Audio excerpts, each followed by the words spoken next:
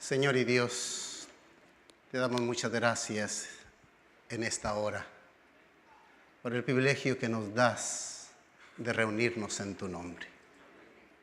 Hemos venido a aprender tu palabra en esta mañana. Hemos venido, nuestro Dios, a encontrarnos contigo. Nos gozamos al adorarte. Escucha nuestros cantos. Pon atención a nuestras plegarias y está atento a nuestras necesidades. Y permite, nuestro Dios, que el don de tu Santo Espíritu sea derramado en esta iglesia. Que encuentre rincones donde morar. Y que nuestros cantos, nuestras plegarias y nuestras acciones de gracias sean escuchadas y des respuesta conforme a tu divina voluntad. Quédate con nosotros esta mañana, pues. Te lo pedimos en el amor de Jesús. Amén. Podemos tomar asiento. Tenemos gratitud en nuestros corazones. Gratitud por estar aquí, ¿no es cierto? ¿Cuántos están felices de estar aquí? Gloria a Dios. Quiero decirles a los jóvenes y a los padres de familia que durante todo el verano hemos estado orando por ustedes. La comunidad adventista, en cualquier reunión, oramos porque Dios bendijera a los colportores, Dios bendijera a los hogares que estaban decidiendo traer a sus hijos acá. Y en esta mañana, con gratitud en mi corazón, y lo digo sinceramente, doy gracias a Dios por cada joven, por cada señorita, por cada familia que está aquí. Todo el verano oramos por ustedes. En las tribus, los grupos pequeños, cuando yo llegaba, no faltaba un hermano que dijera: vamos a orar por los jóvenes. Y orábamos por los jóvenes. En la universidad, por el autoparlante, a las 8 de la mañana, 12 del día y 6 de la tarde, orábamos por ustedes. Y quiero agradecer a Dios en esta mañana por cada uno de los que están aquí. Y sigamos orando por los que faltan. Vendrán algunos en el camino. Pero saben, queridos, el apóstol Pablo también oraba por la iglesia de los colosenses.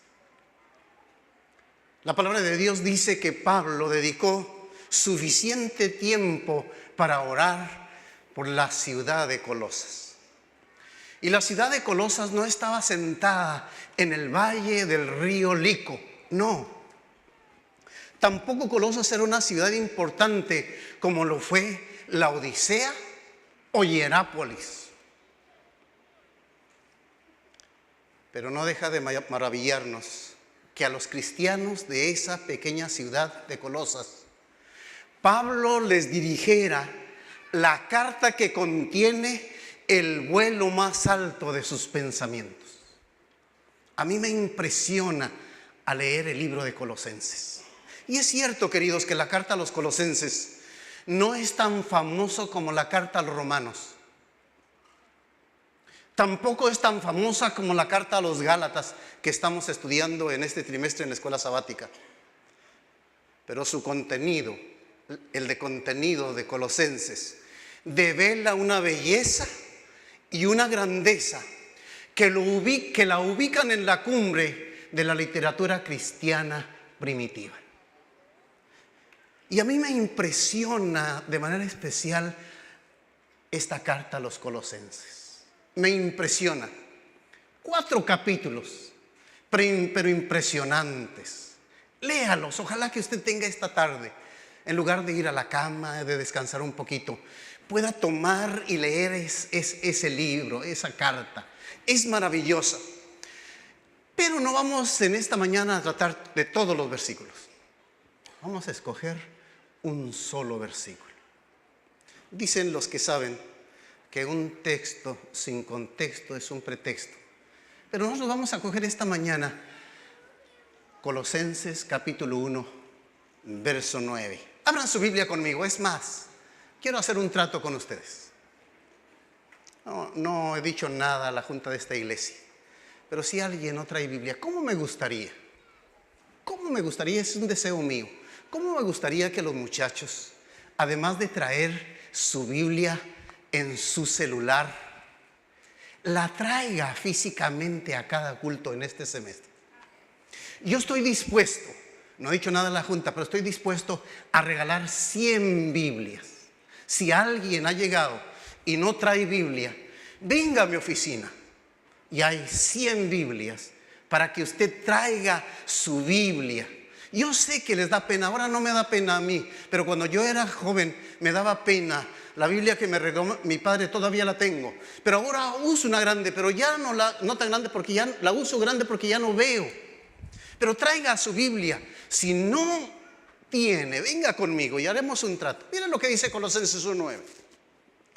Por lo cual también nosotros, desde el día que lo oímos, no cesamos de orar por vosotros y de pedir que seáis llenos del conocimiento de su voluntad en toda sabiduría e inteligencia espiritual. La expresión del capítulo 1, el verso 9, la primera expresión, por lo cual establece una conexión, un vínculo directo entre lo que Pablo había dicho en los versículos anteriores y lo que está diciendo en el pasaje que acabamos de leer en el verso 9. Pero ¿qué había dicho Pablo en los versículos anteriores? Vamos a leer desde el versículo 3. Miren lo que estaba diciendo el apóstol Pablo, Colosenses 1:3. Siempre orando por vosotros. La comunidad adventista estaba orando por los jóvenes y las señoritas. Siempre. Si estábamos en una reunión y se escuchaba el autoparlante a las 6 de la tarde, se suspendía todo para orar. Y el apóstol Pablo estaba orando por la iglesia de los Colosas, siempre orando por vosotros, dice, verso 3, damos gracias a Dios. Verso 4, habiendo oído de vuestra fe en Cristo Jesús y del amor que tenéis a todos los santos. Verso 5, a causa de la esperanza que os está guardada en los cielos, de la cual ya habéis oído por la palabra verdadera del Evangelio. Verso 6, que ha llegado hasta vosotros, así como a todo el mundo, y lleva fruto y crece también en vosotros, desde el día que oísteis y conocisteis la gracia de Dios en verdad. Verso 7, como lo habéis aprendido de Epafras, nuestro consiervo amado, que es fiel ministro de Cristo para vosotros. Verso 8, quien también nos ha declarado vuestro amor en el Espíritu. ¿Qué hacía el apóstol Pablo? La primera parte de la oración consistió en una acción de gracias. Y en esta mañana nosotros queremos dar gracias a Dios por cada uno de ustedes. Él le daba gracias a Dios por la fe de los colosenses.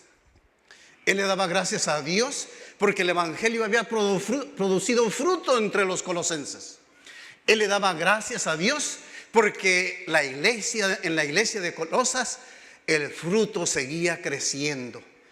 Y el apóstol Pablo le daba gracias a Dios porque los colosenses experimentaron en sus corazones la verdadera gracia divina. Y queridos jóvenes, tú has llegado quizás por primera vez, pero es el mejor lugar para crecer en la gracia de Cristo Jesús. Por eso ahora en el versículo 9, Pablo no sigue expresando más gratitud, sino que pronuncia una sublime petición. ¿Y cuál es el contenido de esa sublime petición? Nuestro texto dice, Colosenses 1:9, no cesamos de orar por vosotros y de pedir que seáis llenos del conocimiento de su voluntad en toda sabiduría e inteligencia espiritual. No es un sermón exegético. Quisiera escoger 2 o 3 frases de ese texto que me llena mi vida. Y la primera frase del versículo 9 de Colosenses capítulo 1 que llega hasta mí es pedir que seáis llenos. Saben, queridos hermanos y jóvenes, Pablo pasa de la voz activa, no cesamos de orar, a una acción pasiva para que seáis llenos. En la voz pasiva, el sujeto no ejecuta la acción, sino que la recibe. Ellos, los de Colosas, no se llenarán, sino que alguien los llenará. La pregunta es, ¿quién es el que debe llenar a los cristianos de Colosas? En la oración, Pablo omite el nombre de quien ejecuta la acción. Y en estos casos en los que se omite el nombre del que ejecuta la acción, se alude directamente a la persona de Dios. En los antiguos intérpretes judíos lo llamaban a esto el pasivo divino. Era una herramienta literaria que ellos usaban para no mencionar el nombre de Dios y de esa manera no correr el riesgo de transgredir el tercer mandamiento, el que ordena no tomar el nombre de Dios en vano. Una versión bíblica que yo he leído vierte este pasaje o esta primera parte del pasaje diciendo lo que estamos estudiando: pedimos a Dios que los llene. Ya oramos por ustedes, ya están aquí. Ahora nuestro ruego va a ser que Dios los llene del conocimiento de Él, del conocimiento para hacer su voluntad. Dios es el que debe llenar tu vida. Dios es el que debe llenar mi vida. Y esto no es algo que yo pueda conseguir por mí mismo. Es algo que Dios tiene para regalarme. Yo nada más soy un recipiente vacío que recibo la acción que mi Señor ejecuta en mí. Pero para esto necesito la santa palabra de Dios. Por eso es muy importante la Biblia. Por eso es muy importante el conocimiento de la palabra de Dios. Sí, queridos. Miren lo que dice Jeremías. Vamos hasta Jeremías. Jeremías capítulo 23, versículo 24. Vamos allá. Jeremías capítulo 23, verso 24. Jeremías 23, 24. Dice: ¿se ocultará alguno, dice Jehová, en escondrijos que yo no lo vea? ¿No lleno yo, dice Jehová, el cielo y la tierra? Jeremías declara que Dios ha llenado los cielos y la tierra. Y ahora ese Dios, querido joven, querida señorita, y ahora ese Dios que tuvo el poder de llenar el universo, de hacer que las cosas aparecieran, eso dice el libro de Colosenses, lo hizo todo para su honra y su gloria. Quiere llenar tu corazón con algo que Él solo puede hacer. Tú eres la vasija que Él puede llenar. Sí, queridos. Ustedes y yo podemos llenarnos de bienes terrenales. Podemos llenarnos de placeres mundanos. Podemos llenarnos de muchas cosas de la vida. Pero como decía Pascal en sus pensamientos, y escúchame esto, hay un vacío infinito en el alma humana que solo puede ser llenado por la obra de un Dios que también es infinito. Hace muchos años atrás, yo empezaba el ministerio y una iglesia se atrevió, empezando mi ministerio, a invitarme a hacer evangelismo. A mí me gusta el evangelismo. Y estábamos en plena conferencia cuando entró una dama, quizás de unos 65 años, y como en todas las iglesias la parte de atrás es la que más se llena, pues venía por el pasillo en plena conferencia y no encontraba lugar, y el único lugar que estaba vacío era la primera banca. Llegó y se sentó, terminamos la conferencia, yo veía su rostro afligido, Terminamos la conferencia, yo salí, despedí a todos, se fueron, y mi costumbre es venir enfrente a agradecerle a Dios por las visitas, por los que vinieron a la conferencia. Así que me vine enfrente, algunos vinieron conmigo, nos arrodillamos, y ella sentada en el asiento no se había levantado. Terminamos de orar, lo hicimos en voz audible, y cuando terminamos de orar, aquella señora se dirige a mí y me dice: pastor, si yo me meto a esta iglesia, ¿no voy a morir? Y yo le dije: señora, si usted acepta al Señor Jesús en su corazón, no va a morir. Se levantó, se despidió, se fue. Era como la tercera noche, vino la cuarta, vino la quinta. Eran 15 días de evangelismo, y cuando hicimos el llamado, ella se levantó para entregar su vida a Jesús. ¿Qué pasaba en ella? Venía del doctor con los análisis clínicos y no eran favorables para su vida. Tenía un vacío, tenía un cáncer, le había dicho el médico, que tenía de 3 a 6 meses para vivir. Y ese vacío, alguien tenía que llenarlo. Y vio conferencias bíblicas, paró su coche, venía solita. No quería llevar la noticia a su casa, a su esposo. No quería que sus 5 hijos supieran lo que ella tenía. Quería primero que alguien llenara ese vacío. Y aquella noche fue Cristo Jesús que llenó el vacío de aquella dama. Tú puedes llenarte del conocimiento de Dios. Hay un vacío infinito en el alma humana, dijo Pascal, que solo puede ser llenado por la obra de un Dios que también es infinito. Que seáis llenos, jóvenes. Vamos a orar porque este semestre seáis llenos del conocimiento de Cristo Jesús, nuestro Señor y nuestro Salvador. Pero la segunda parte del texto de Colosenses capítulo 1, verso 9, dice lo siguiente.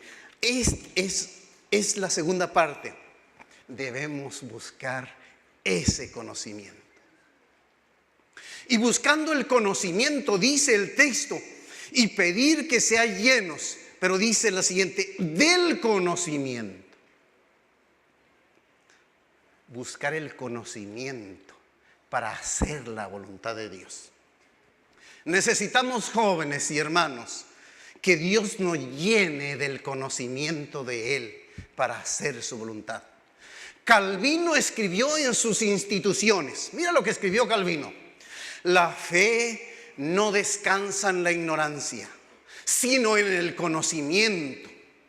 Y conocimiento no solo de Dios, sino de su voluntad. Eso escribió Calvino. Pero ¿qué significa conocer la voluntad de Dios? Hace poco fui a hacer evangelismo allá en la Baja California Sur, en un desierto que yo veía para todos lados. Parecía que estaba en Zacatecas. Veía para todos lados y árido. Y cuando llegué a la iglesia, un día, acompañando al pastor, fue una jovencita a hablar con su pastor.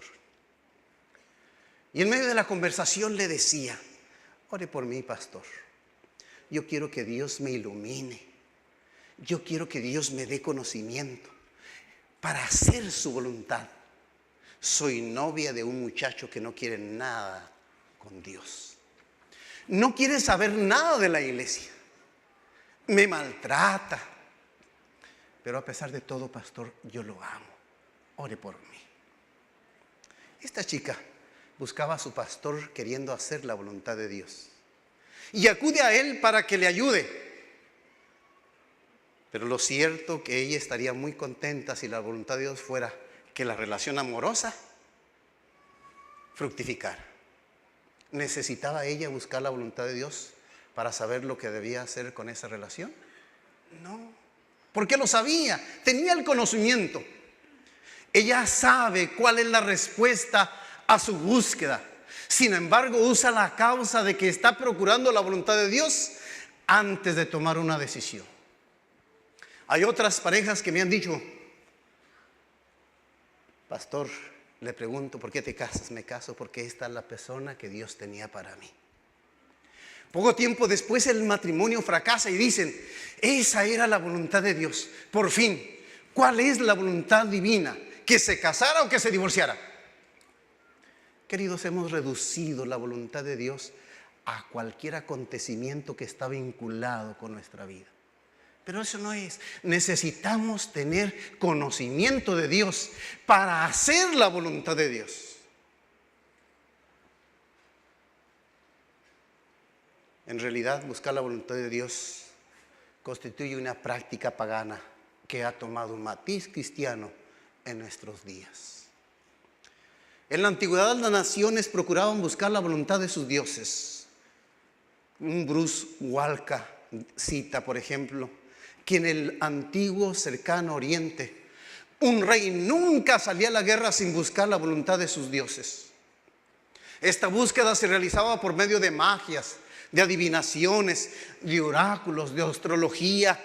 La astrología era el medio más usado. Y desde los tiempos antiguos los seres humanos han buscado el cielo límpido, donde brillan esas joyas que adornan el espacio sideral, a fin de encontrar en ellas la voluntad escrita de los dioses. Y hay un ejemplo de un tratado astronómico de Mesopotamia. Dice lo siguiente: si en el primer día del mes de Tisri, ahí por septiembre y octubre, la luna al salir está rodeada de un halo, los enemigos del sureste, o sea los elamitas, pasarán al ataque. Dice otra frase de ese antiguo tratado astrológico: si en el mes de Nisan, ahí por marzo y abril, el primer día del año mesopotámico, hay un eclipse de sol, ese mismo año el rey moriría. Es increíble, queridos, que la gente ilustrada y tecnológica del siglo XXI siga valiéndose de estas prácticas para saber qué le depara el destino, teniendo la palabra de Dios para adquirir el conocimiento para hacer la voluntad de Dios.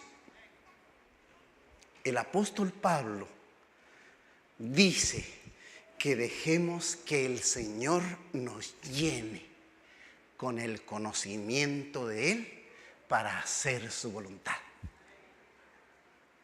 ¿Quisieran ustedes tener el conocimiento de Dios? Yo crecí en la iglesia. Mi madre me enseñaba a todas luces. Todos los días teníamos, antes de ir a dormir, que darle un versículo. Lo repetíamos, no lo aceptábamos. Y cuando íbamos a dormir teníamos que pararnos frente a ella y darle el versículo. ¡Qué bonito! Para ir a dormir, un versículo. Entonces, queridos, ¿qué conocimiento debes tener para hacer la voluntad de Dios? Quiero llevarlos a Cristo Jesús, porque conociendo a Cristo vamos a realizar su voluntad. Si había alguien en la tierra que sabe lo que significa conocer al pie de la letra cuál es la voluntad de Dios, este fue Cristo Jesús, nuestro Señor y nuestro Salvador. Por eso, en la oración del Padre Nuestro, en la tercera petición de esa plegaria, abre tu Biblia conmigo en Mateo capítulo 6, verso 10. Mateo capítulo 6, verso 10 dice: venga tu reino. ¿Y qué dice? Hágase tu voluntad. ¿Cómo? Como en el cielo, así también ¿dónde? Nuestro Señor Jesús, queridos, puso de manifiesto su apego a dicha expresión en el Getsemaní, cuando en Mateo 26, vamos allá, Mateo 26, un poquito más adelante, Mateo 26, verso 42, miren lo que dice, Mateo 26, verso 42, otra vez fue y oró por segunda vez diciendo: Padre mío, si no puede pasar de mí esta copa sin que yo la beba, hágase tu voluntad. Verso 43. Hágase tu voluntad.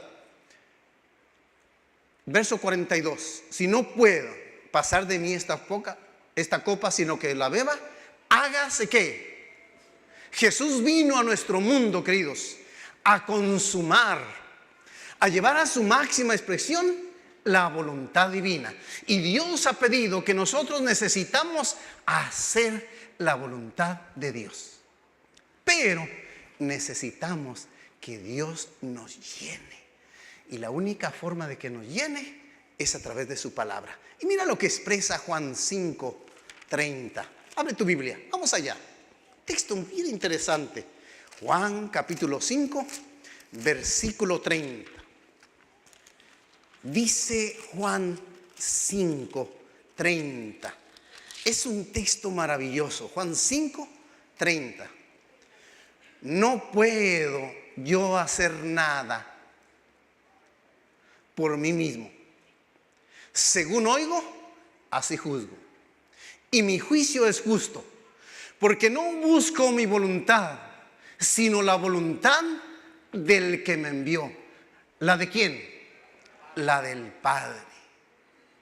Y en el capítulo siguiente, Juan explica el significado para hacer la voluntad del Padre. Juan capítulo 6, versículo 39 y 40. Juan 6, 39 y 40. Y esta es la voluntad del Padre, el que me envió, que todo lo que me diere no pierda yo nada, sino que lo resucite en el día postrero. Verso 40. Y esta es la voluntad del que me ha enviado, que todo aquel que vea al Hijo y cree en Él, ¿qué dice? Tenga vida eterna, y yo le resucitaré en el día final. De estos pasajes, queridos hermanos y jóvenes, podemos decir que la voluntad de Dios no es más que su inmenso deseo de salvarnos. Que la voluntad de Dios es que no nos perdamos. Que la voluntad de Dios es que tengamos vida eterna. Que la voluntad de Dios es que nadie se pierda. Así lo entendía el Señor Jesús. Y así lo entendió el apóstol Pablo. Miren lo que dice allí en 1 Timoteo, capítulo 2, verso 4. 1 de Timoteo, capítulo 2, versículo 4 dice: el cual quiere que todos los hombres sean salvos y vengan ¿a qué? Al conocimiento de la verdad. Cuando Pablo nos dice que hemos de permitir que Dios nos llene con el conocimiento de su voluntad, lo que quiere decir es que el Señor anhela, y tus padres anhelan tu salvación, desean tu salvación, oran por ello, y el Señor anhela, el Señor desea, al Señor le urge llenar nuestra vida con su salvación. Su voluntad es salvarnos. Por eso Dios envió a Cristo para hacer su voluntad, es decir, Juan 3:17. Ese texto es clave. Vayan conmigo, vamos a buscarlo.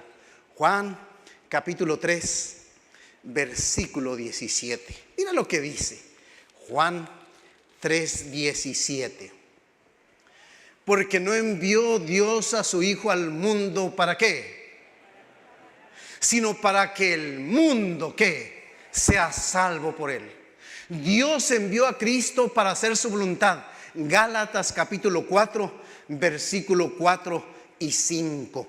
Gálatas 4, 4 y 5. El apóstol está diciendo en Gálatas, es decir, que lo envió para redimir a los que estaban bajo la ley, a fin de que recibiesen la adopción de hijos. Y mira lo que dice 1 de Juan 4:9, ahí muy cerca.